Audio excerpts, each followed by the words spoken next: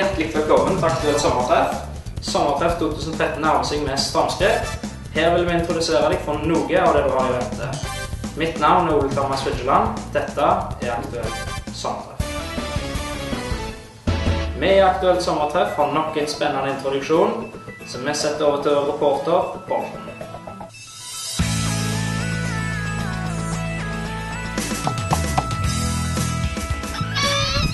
Hei, Nilsen. Jeg er 25 år og jobber som førskolelærer. Kom inn.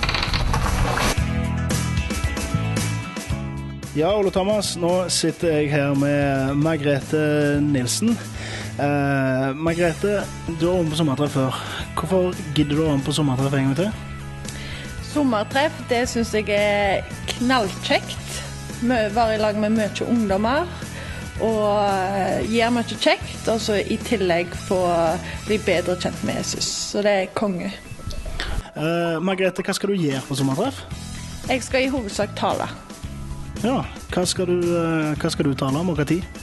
Jeg skal tale på kveldsmøte på torsdagskvelden, og da har jeg fått tema YOLO.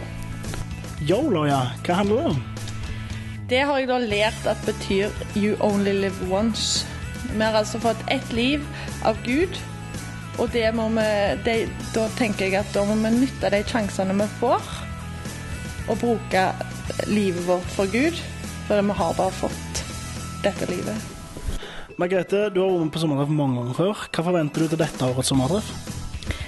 Jeg forventer at ungdommene må bli møtt av Jesus, og at de blir bedre kjent med han. Hvis du skulle sagt noe før deltakerne kommer, hva ville du sagt da?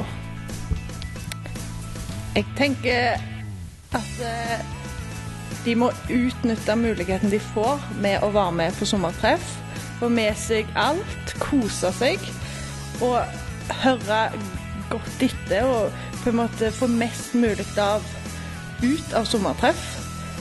For You Only Live Once er et sommertreff 2013.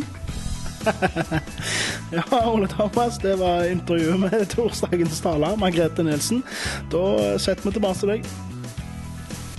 Aktuelt Sommertreff er ferdig for nå, så det gjenstår bare å takke for oss. Vi snakkes.